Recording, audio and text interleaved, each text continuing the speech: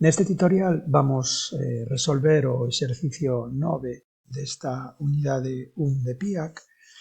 É un exercicio onde se nos dan unha serie de datos dunha persoa que monta un negocio e con todos eses datos temos que determinar o patrimonio desta empresa que se acaba de crear. Ben, polo que tedes nos apuntamentos, nos recursos postos na aula virtual, o patrimonio dunha empresa sabemos que son o conxunto de elementos patrimoniais dos cales é propietario, son da súa titularidade. Pero sabemos, e isto é moi importante, que eses elementos patrimoniais non só temos que considerar os positivos, non só temos que considerar os bens e os dereitos, que serían o activo, sino que temos que considerar tanto os bens e os dereitos como as obrigas, o pasivo.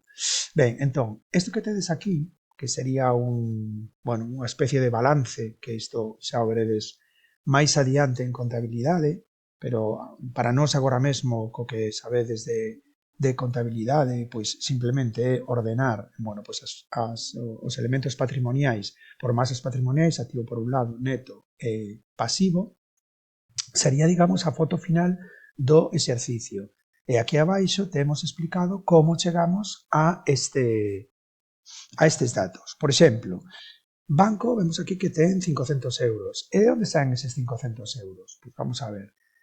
Dinos que esta persoa, para montar un negocio, aporta 6.000 euros, 4.000 dunha indemnización por despido, máis 2.000 de aporro. A verdad que para nós, dende o punto de vista contable, dende o punto de vista de saber o patrimonio da empresa, danos exactamente igual de onde veñen os cartos. Simplemente sabemos que esta persoa, para montar o negocio, traspasou do seu patrimonio persoal ao patrimonio da empresa 6.000 euros, máis 5.000, de acordo, que obtivo dun préstamo bancario.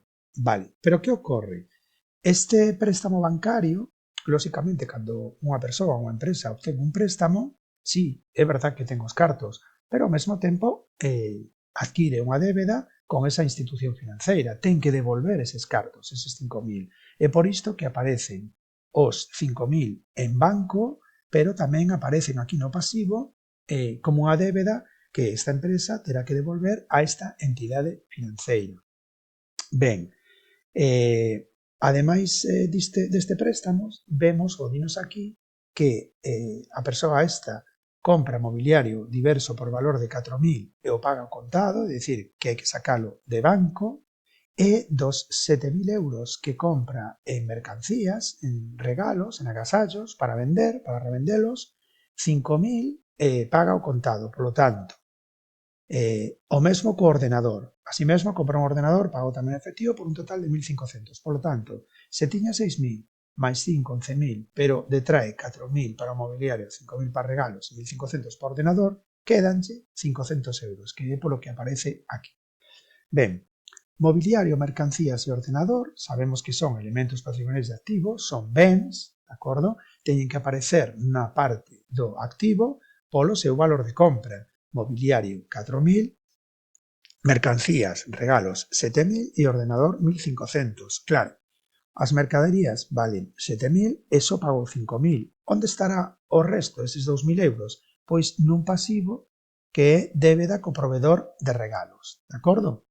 Ben, entón, xa temos o que é o activo e xa temos o que é o pasivo. Nós sabemos que activo menos pasivo é igual a neto, que é a riqueza da empresa, que neste caso coincide coa aportación inicial desta persoa para montar o negocio, de acordo? 6.000 euros que aparecerían aquí. Lóxicamente, a suma de todos os elementos patrimoniais de activo ten que dar exactamente igual a suma de todos os elementos patrimoniais de pasivo para que se cumpla esa ecuación fundamental da contabilidade, activo igual a pasivo máis neto. Por último, destacar que o que se vos di aquí, dinos que aluga a oficina, o local comercial. Vale. Como o alugueiro non é propiedade, non é parte do patrimonio. De acordo? O patrimonio son todos aqueles elementos patrimoniais que pertencen á empresa, os cales é propietario a empresa, tanto positivos como negativos. Por lo tanto, o alugueiro non o teríamos en conta.